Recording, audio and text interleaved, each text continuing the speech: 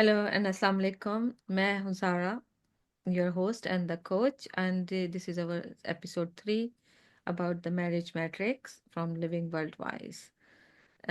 आज का एपिसोड है love marriage and arrange marriage के बारे में। और हम इस पे बात करेंगे कि हाँ, हम अपने बच्चों को कैसे सपोर्ट कर सकते हैं love marriage and arrange marriage में। And similarly let's start having चलें, शहनाज से पूछते हैं पहले कि उनके क्या ख्याल आते हैं। Assalamu alaikum, dear listeners, viewers, and Sister Zara. अल्हम्दुलिल्लाह इट इज़ आज हमारा तीसरा सेशन है। और आज हमने सोचा कि बहुत इम्पोर्टेंट टॉपिक होगी कि शादी जो है अपनी मर्जी से लव मैरिज वाली बेहतर है या कि वालदैन की इन्वॉल्वमेंट अरेंज मैरिज वाली जो है वो बेहतर है। पहले अरेंज मैरिज का थोड़ा सा देखते हैं कि उसका डेफिनेशन क्या है। अरेंज्ड मैरिज वो होती है कि आपके जो वालदैन हैं और आप खुद एज चिल्ड्रन आपके वालदैन बैठ के आपको बताते हैं कि ठीक है, अब तुम्हारी शादी का टाइम आ गया है। हम फलान को देख रहे थे, फलान को देख रहे थे, तुम्हारी क्या राय है? और अगर तुम्हें कोई पसंद है तो वो भी हमें बताओ। सो वो साथ बैठकर एक दूसरे को में लेकर और वहां से बात जो है आगे चलाते हैं। और इसको फोर्स मैरिज के साथ नहीं जो है ना मिलाने की कोशिश करना या ना ही उसके बारे में। इसका और उसका टोटली डिफरेंट, दोनों जो है ना दोनों टोटली डिफरेंट रास्ते पे हैं। फोर्स्ड मैरिज जो है वो बच्चे की राय नहीं पूछते, वो कहते हैं कि ठीक है, हमने ये बंदा चूज कर लिया है, खुश हो या नहीं हो, हमने आपकी करनी करनी है। फोर्स्ड मैरिज दीन में भी जो है वो भी बना है, और कानून जो दुनिया का कोई भी कंट्री का कानून है, पाकिस्तान का कानून है, इंग्लैंड का कानून है, उनमें भी मना है। सो फोर्स्ड मैरिज की हम बिल्कुल बात नहीं कर रहे, हम अरेंज मैरिज की बात कर रहे हैं। कि अरेंज मैरिज जो है, आप अगर आप खुद किसी को नहीं पसंद करते, तो आपके पेरेंट्स आपके साथ जब बैठ के कहते हैं कि ठीक है बेटा, मेरी फ्रेंड की बेटी है या मेरी बहन की बेटी है या किसी की है, आपकी क्या राय है, आपको कैसी लगती है? सो देन ऑब्वियसली पूरी फैमिली जो है they get together, may be उनके साथ अरेंज करें, उनको उनके साथ मुलाकात करें। और कोई बच्चे पे प्रेशर नहीं डालना चाहिए। ये नहीं है कि अब हमने बात कर ली है तो आपको हाँ करनी करनी है, नहीं। पहले मुलाकात करें, अगर बच्चे को लगता है, क्योंकि अगर फैमिली भी है तो फैमिली जब आती है थोड़ी देर के लिए आती है, फ्रेंड्स भी हैं थोड़ी देर के लिए आते हैं, तो बच्चे ने शायद बच्ची को अच्छे तरीके से उस बात नहीं की होगी, ना ही उस लेवल पे देखा होगा। तो जब आप शादी के बारे में बात करेंगे बच्चे के साथ, तो वो उसको देखना चाहेगा, उसके उससे बात करना चाहेगा। और वो अलाउड होनी चाहिए कि उनको लेकर जाओ, उनको मिलाओ, उनसे बात करो। नॉट कि let them go out as they wish, नहीं। आप एक सर्टन दायरा होता है, उसमें बैठकर वो आपस को में जो है कन्वर्स कर सकते हैं। और अगर आपको भी लगता है कि ठीक है, ये अच्छी बात है, ये आगे बढ़ानी चाहिए, और बच्चे को भी लगता है, और बच्चे के पास चॉइस होनी चाहिए कि अगर कोई बात नहीं, अगर ये ना वर्कआउट हुआ तो इंशाल्लाह कोई और हम देख लेंगे। ये नहीं है कि अगर ये ना वर्कआउट हुआ तो आप क्या करेंगे, उसके बाद तो कोई है ही नहीं है। सो वो जो है वो फोर्स मैरिज के कॉन्सेप्ट में दोबारा आ जाता है, in sort of like passive type of वे। तो आपको अपने बच्चे को साथ लेकर चलना है, उसको इन्वॉल्व करना है, उसको जो है उसकी डिसीजन को देखना है कि उसका क्या डिसीजन है। सो अरेंज मैरिज का जेन्युइनली जो कॉन्सेप्ट है वो ये है। तो आप बताएं कि आपके लिहाज से क्या होना चाहिए अरेंज मैरिज का कॉन्सेप्ट। जी बिल्कुल, आपने बहुत अच्छा बताया है शहनाज के अरेंज मैरिज का कंसेप्ट क्या है।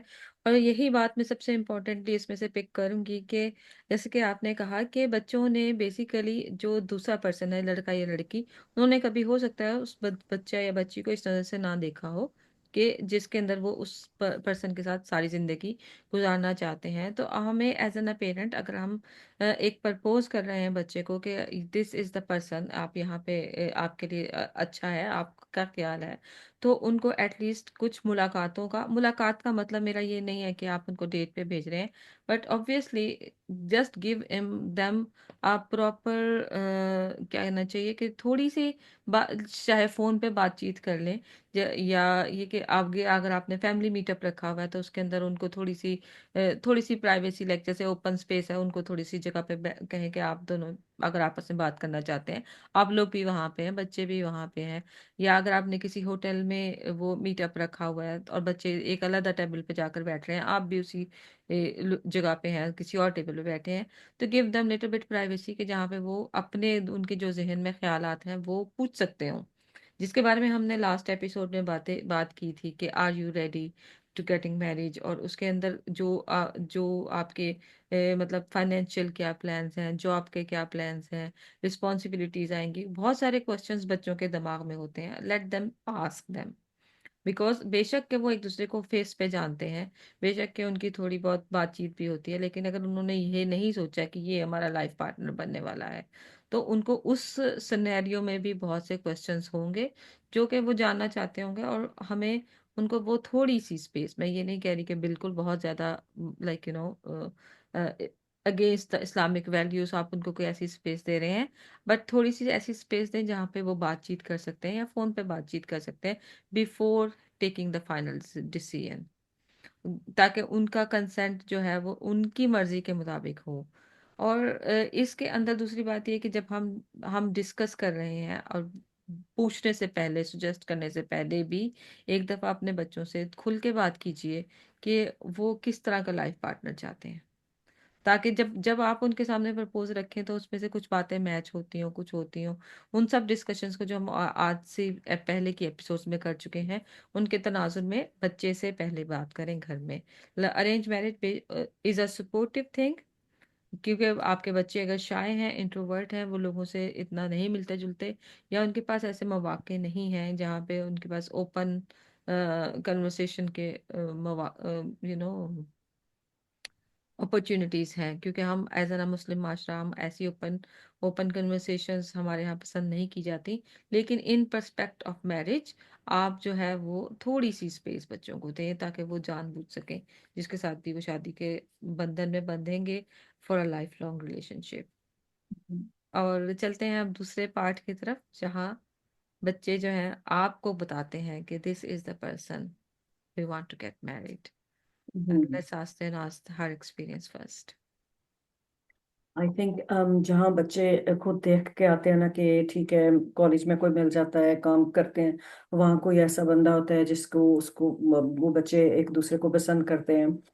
तो ये जो है, हमें इस पे ना गौर और फिक्र करनी चाहिए कि ये बहुत अच्छा हुआ है हमारे लिए कि हमें आजकल का जमाने में रिश्ता ढूंढना कौन सा आसान काम है, इतना मुश्किल है। हम्म। सो पेरेंट्स को ब्रॉड माइंडेड, ओपन माइंडेड होना चाहिए कि ठीक है, बच्चे ने ढूंढ लिया है, अब हम इस विल कर वर्क विद हिम एंड उनको देखेंगे और इसको देखेंगे कि हम कैसे एक्सेप्ट कर सकते हैं। जी तो बिल्कुल। अगर उसने खुद ढूंढ लिया है ना लड़के ने, तो उसमें वो उसको कोई प्रॉब्लम नहीं होगी कास्ट की। लड़के और लड़कियां अक्सर उनको पता ही नहीं होता कि कास्ट चीज क्या है। और अगर पता भी हो तो भी वो कहते हैं कि मैं तो पसंद करता हूँ, इसलिए कास्ट मैं बिलीव नहीं करता। हम्म। कल्चर का उनको कोई फिक्र नहीं होता कि हम पाकिस्तानी कल्चर के हैं, वो लोग टर्किश हैं या ईरानियन हैं या मोरक्कन हैं, उनका कर या इंग्लिश है, वो उनका कल्चर टोटली डिफरेंट है। उनको कोई फर्क नहीं पड़ता क्योंकि वो इधर हैं, और हम्म। वो जो बच्चा जिनके साथ उनने लव मैरिज करनी है वो भी इधर ही है। सो टू देम उनको लगता है कि हमारा और इनका कल्चर सेम है क्योंकि हम दोनों इस कंट्री में हैं। हम्म। और जो हम लोग अक्सर माइंड करते हैं अगर someone different colour to us, like अगर वो वाइट होगा या ब्लैक होगा, तो हम Pakistani parents are usually quite हाय अल्लाह ये क्या कर लिया कि गोरों में शादी कर ली या कालों में शादी कर ली, या हमारी कम्युनिटी क्या कहेगी। सो बट द बच्चा डजंट माइंड, द बच्चा इज ऑल फॉर इट, कि बच्चा कहता है कि नहीं मैंने इधर ही करनी है। तो फिर जब बच्चा लीड टेक करता है, जब बच्चा चूज करता है, तो जितने भी पेरेंट्स की ख्वाहिशें होती हैं ना, वो सारी खत्म हो जाती हैं। कि पेरेंट्स अपनी बरादरी में करना चाहते हैं, अपनी फैमिली में करना चाहते हैं, अपनी कम्युनिटी में करना चाहते हैं, लेकिन बच्चा जो है उसमें उनका साथ नहीं दे रहा। लेकिन अब ये है कि पेरेंट्स को क्या करना है। सो पेरेंट्स को देखना है कि अगर बच्चे ने, if she is a good Muslim, or if she is from the एल किताब, अगर लड़की है तो एल किताब से है, तो अगर उसमें ये है, तो आप बजाय के अपनी गुस्सा शो करने को और बच्चे के साथ लड़ाई झगड़ा डालने को और उसको घर से निकालने को, इन चीजों से बेहतर है कि आप बच्चों के साथ बैठकर बात करें कि हम कैसे इसको जो है ना मैनेज कर सकते हैं। एंड देन सी कि वाकई इतना इतनी बुरी बात है जितनी आप सोच रहे हैं। क्योंकि अक्सर जब बैठ के सोचते हैं ना कि ठीक है आंटी, आप क्यों नहीं ये एक्सेप्ट कर रहे, क्या है इसमें, क्या बुराई है, लड़की है, अच्छे कल्चर से है, अच्छी लड़की है, क्या मसला क्या है। तो उसमें मसले का वो कभी पता नहीं चलता कि मसला क्या है। मसला ये होता है कि लोग क्या मुझे कहेंगे, मेरी फैमिली क्या मुझे कहेगी। लेकिन फैमिली आपकी लॉयल्टी किसके साथ है, ये पहले आप बताएं मुझे कि आपकी लॉयल्टी आपके बच्चों के साथ है या आपकी कम्युनिटी के साथ है। क्योंकि जब आपका बच्चा अगर आपसे नाराज होकर चला जाता है, शादी आप नहीं उनकी करते जहाँ वो कह रहा है, तो फिर आपको क्या कम्युनिटी कौन सा फायदा डाल के देगी। वो तो आपके साथ थोड़ा सा गॉसिप लेने के लिए हाई हुई हाई करके चले जाएंगे, और आपने फिर अकेला रहना है, आपने अपने बच्चे को मिस करना है। आपके बच्चे ने, अगर वो सफर करेंगे तो बच्चा सफर करेगा, तो आप सफर करेंगे, बाकी तो कोई कुछ किसी का कुछ नहीं बिगड़ेगा, सिर्फ आपका बिगड़ेगा। क्योंकि आपके फैमिली डायनामिक्स जो है ना वो चेंज हो जाएंगे, आपकी फैमिली का जो सारा सिलसिला है वो चेंज हो जाएगा। सो अगर आपका बच्चा कहता है कि मैंने इधर शादी करनी है, ये मेरा नया ये मेरा ख्याल है, तो आपको उसको पॉजिटिव तरीके से लें, उसको देखें, उस फैमिली से मिलें और आगे बढ़ें, और बच्चे की जो ख्वाहिश है, जायज़ ख्वाहिश जो है, शादी करना एक जायज़ ख्वाहिश है, उसको पूरी करने की कोशिश करें। जी, बिल्कुल। बिल्कुल सही कहा शहनाज़ ने कि हम हमने एज़ एन अ पेरेंट अपने बच्चों का सपोर्टिंग पिलर बनना है। चाहे वो मैरिज जो है वो अरेंज है या लव है। हमने हमारा पार्ट उसके अंदर एक टीचर का सा है, एक बुज़ुर्ग का है जो कि बच्चों को गाइड करता है और मुश्किल वक़्त में या उनको उनके स्ट्रेस में उनको अपनी मदद फ़राहम करने की कोशिश करता है, क्योंकि anyway they have to live their own life. और उस लाइफ के अंदर हमें उस चीज़ को याद रखना है कि जब हम लोगों की शादी हुई थी, हम लोग किस तरह एक डिफ़िकल्ट लाइक एक नया रिश्ता बनाना किसी भी फैमिली में एक टाइम लेता है, एक टोल लेता है आपके ऊपर, आपको बहुत से कंप्रोमाइज़ेज़ करने पड़ते हैं। हम एज़ एन अ पेरेंट्स उन सब सिचुएशंस में से गुज़रे हुए हैं और हमें पता है कि किसी भी नई जगह पे जाके किसी भी, चाहे वो लव मैरिज है या अरेंज मैरिज है, उसमें एक एडजस्टमेंट का लेवल होता है। एंड दैट एडजस्टमेंट लेवल नए लोगों के साथ, नई सिचुएशंस के साथ और नए रिलेशनशिप में, इवन लड़का या लड़की दोनों को एक प्रोसेस में से गुजरना पड़ता है। उस रिलेशन के अर्ली प्रोसेस में वो जो हनीमून पीरियड होता है या जो अर्ली मैरिज के सिंड्रोम बोल रहे हैं उसको, उसके अंदर ये होता है कि हर चीज़ बहुत खूबसूरत है, लेकिन जब प्रैक्टिकल लाइफ स्टार्ट होती है और उस वक्त अगर हमने अपने बच्चों को पहले सपोर्ट नहीं दी थी या अरेंज मैरिज थी तो बहुत सपोर्ट दे दी कि उनको अपने पैरों पे खड़े ही नहीं होने दिया, उनको समझने ही नहीं दिया कि रिलेशनशिप की क्या रिस्पॉन्सिबिलिटीज हैं। और अगर लव मैरिज थी तो हमने अपने बच्चों को बिल्कुल ही तनहा छोड़ दिया और वो उन्होंने हर साइड से चीज़ों को डील किया। तो इस चीज़ को समझें कि एक एक म्यूचुअल बैलेंस रखें जहाँ पे आप बच्चों को ग्रो होने दें रिलेशनशिप में, खुद को ग्रो होने दें रिलेशनशिप में। बिकॉज आप देखिए कि आप जो है एक दरख्त की तरह हैं जिसके नीचे से एक नई शूट निकल रही है जिसने एक खुद बड़ा दरख्त बनना है। तो आप उसको साए में रखेंगे तो वो ग्रो नहीं करेगा, बिल्कुल तनहा छोड़ देंगे तो वो ड्राई हो जाएगा और वो लाइफ की बिटरनेस उसको डिफरेंट पर्सन बना देगी। तो हैव अ राइट बैलेंस, आप एक अच्छा ऐसा बैलेंस रखें जहाँ के हर चीज़ में आप उस प्रोसेस का पार्ट बने। और इसके लिए इस रिलेशनशिप्स के अंदर आपको, जैसे हमने पहले कहा था कि सबसे इम्पोर्टेंट बात है कि आप बातचीत करें, क्योंकि कोई भी आपके जहन में मौजूद खौफ को या आपके जहन में मौजूद जो भी थॉट्स प्रोसेस हैं, क्या जो भी आपके दिमाग में चीज़ें आती हैं, वो ना बच्चे जानते हैं कि आप क्या सोच रही हैं जब तक कि आप उनसे बात करेंगे, ना ही वालिदैन जानेंगे कि बच्चे क्या सोच रहे हैं जब तक बच्चे उनसे बात करेंगे। तो इस रिलेशनशिप में थोड़ा सा ओपन होए, इस प्रोसेस में थोड़ा सा ओपन हो, अपने डर अपने बच्चों को बताएं या उनके डर उनसे सुने। ये सबसे इम्पोर्टेंट बात है। क्योंकि अरेंज मैरिज में अगर हमने देखा है कि बच्चा जो है इंट्रोवर्ट है या खामोश को है, और वो उसकी इतनी सोशल लाइफ नहीं है, वो डिपेंडेंट है पेरेंट्स की गाइडेंस के लिए शादी के लिए, तो उसमें भी जब वो नया रिश्ता बनेगा तो भी वहां पे थोड़ी सी सपोर्ट, बच्चे को वो पुश या नज के वो रिलेशनशिप को बिल्ड करे, वो जरूरी है। और अगर वो अरेंज मैरिज नहीं है और वो लव मैरिज है, और वो जो बच्चा या बच्ची आपके लाइफ में शामिल हुए हैं, तो वो थोड़ा सा गिल्ट में है कि अच्छा हमने अपनी मर्जी कर ली और माँ बाप ने थोड़ा सा मुंह बनाया हुआ, तो हम वो आपसे खुल के नहीं बात कर रहे, क्योंकि आपने उनको वो स्पेस ही नहीं दी, आपने उनके साथ वो जुड़ने की कोशिश ही नहीं की उस नए आने वाले बच्चे या बच्ची के साथ। और उसके साथ मैं यहाँ पे ये बात कहूंगी कि जैसे शहनाज ने कहा कि कास्ट का, रंग का मसला, या जो बच्चे यहाँ पे रहते हैं बाहर के मुल्कों में, उन उन उन उनकी वो कनेक्टिविटी नहीं है पाकिस्तान की कल्चरली बैकग्राउंड या उन लोगों के साथ, वो यहाँ पे रहे हैं, उनके जिंदगी के 20 साल यहाँ पे गुजरे हैं, उनके लिए या कुछ और चीजें जो है वो नॉर्मल है। और इसलिए वो देखते हैं कि जब हमने यहाँ पे रहना है तो जिस पर्सन के साथ हम शादी कर रहे हैं वो उसकी क्या थॉट्स हैं इसके मुताबिक। तो ये सब बातें हम सिर्फ जानेंगे थोड़ा सा ओपन होके, थोड़ा सा ब्रॉड माइंडेड होके। हम्म।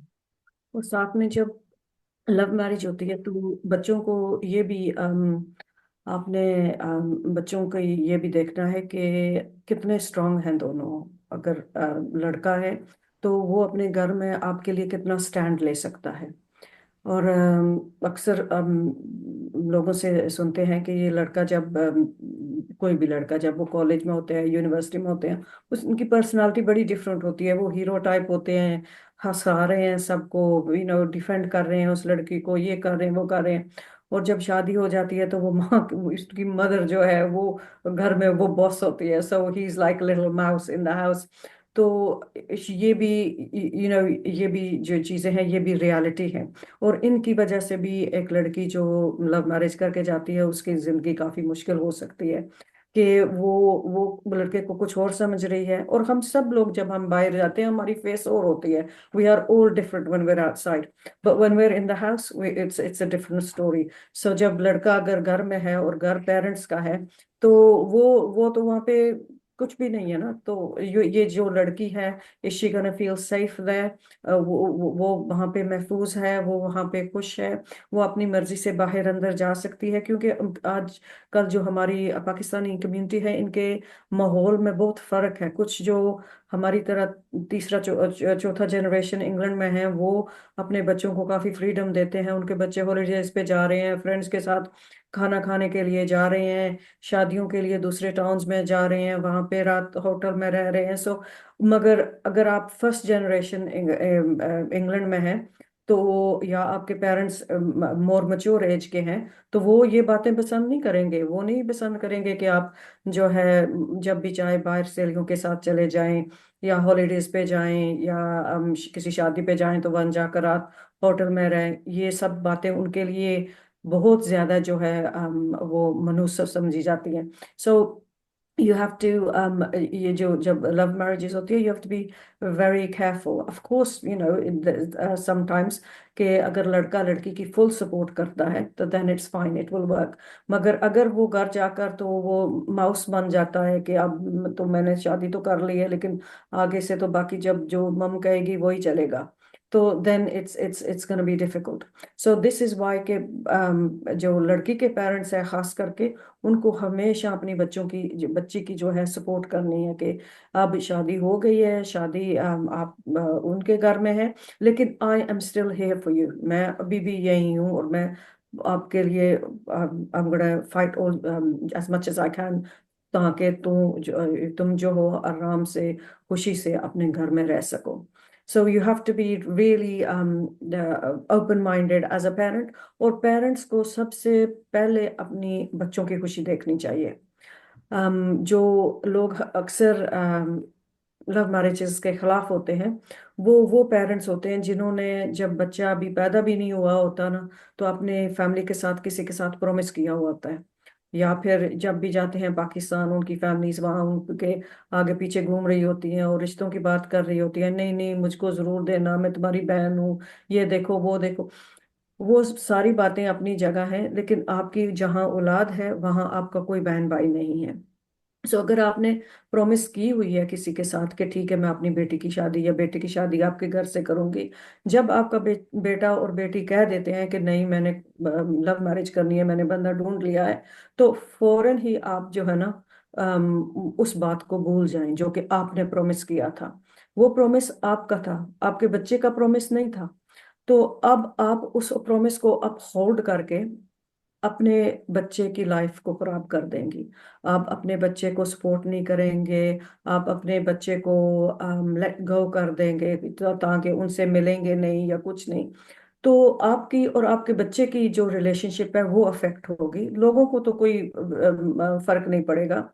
और अगर वो बच्चा कह देता है कि ठीक है मम आप मेरी शादी कर दें, तो वो फोर्स मैरिज के दायरे में आ जाता है। हालांकि हमारी सब्जेक्ट वो नहीं है, लेकिन वो जब आ जाएगी लड़की इधर, वो आपको जब उसको वो अपने हक नहीं मिलेंगे, अपने हस्बैंड के साथ खुशी नहीं होगी, अपनी वो मेंटली वो हैप्पी नहीं होगी, तो वो आपको शुक्रिया, आपका शुक्रिया अदा नहीं करेगी कि आंटी आपने बहुत अच्छा मेरे लिए की सोचा, मुझे इस कंट्री में ले आए, या मैं थैंक यू सो मच। वो ऐसा बिल्कुल नहीं कहेगी।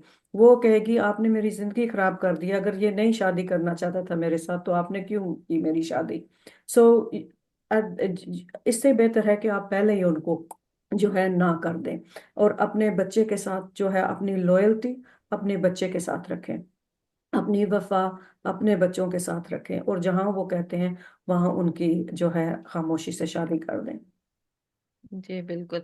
हम्म। तो आज के हमने ये जैसे बात की है कि जैसे शहनाज ने कहा है कि आप अपने बच्चों के साथ अपनी लॉयल्टी रखें, और उसके अंदर हमने जैसे पहले बात की है पिछले एपिसोड्स में कि आप बात करें कि बाउंड्रीज की, वैल्यूज की, कि आज जब भी आप रिश्ता तय कर रहे हैं तो हमारा जहनी तौर पे ये ख्याल होता है कि चूंकि हम बहन भाई हैं और हम अपने बहन भाइयों के घर से बच्चों की शादी कर रहे हैं या कजन के घर से बच्चों की शादी कर रहे हैं, तो हमारी वैल्यूज सेम मैच मैच होती होंगी। नहीं, क्योंकि देखिए जैसे हम जानते हैं कि हमारे घर में अपने 3 बच्चे एक जैसी नेचर के नहीं हैं।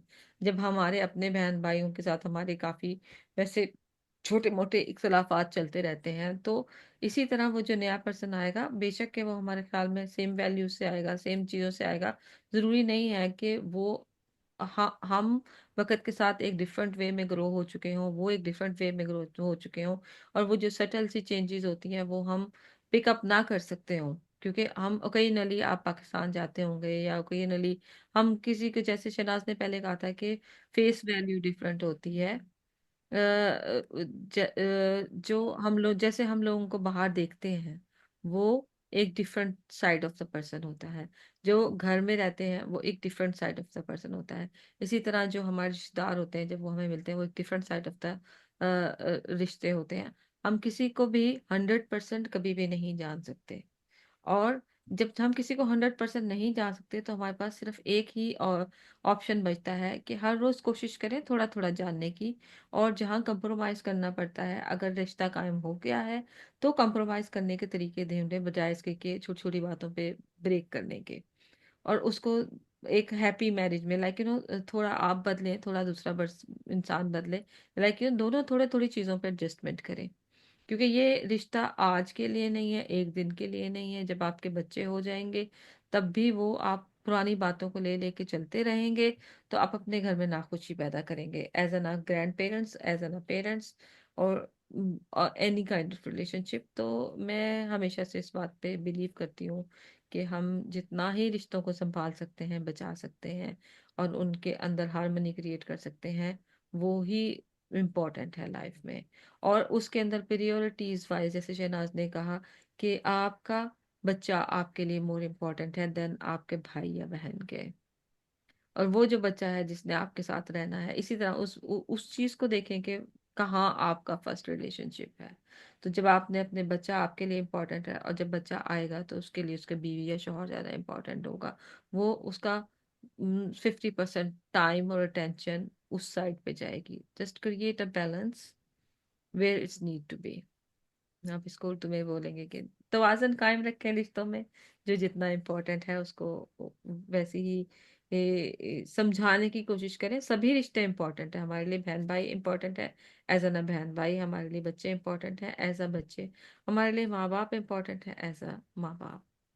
और यही मेरे लिए, मेरी तरफ से सबकी अपनी लास्ट। अपनी जगह है, जी सबकी अपनी बिल्कुल। अपनी जगह है, लेकिन आपके बच्चे क्योंकि उनकी लाइफ अभी शुरू हो रही होती है, आपको ये नहीं करना चाहिए कि उनकी लाइफ में शुरू से ही जो है डिफिकल्टीज डाल देनी है, क्योंकि आगे से भी कितनी, शादी के बाद भी तो कितनी मुश्किलात सामने आती हैं। जी बिल्कुल। तो you have to support your children. आपको अपने बच्चों का साथ देना है शुरू शुरू से ही, जैसे ही काम शुरू होते हैं। या बिल्कुल, एज एन अ पेरेंट हमारा यही काम है कि हम अपने बच्चों की सपोर्ट करें जैसे हम हमेशा करते आए हैं।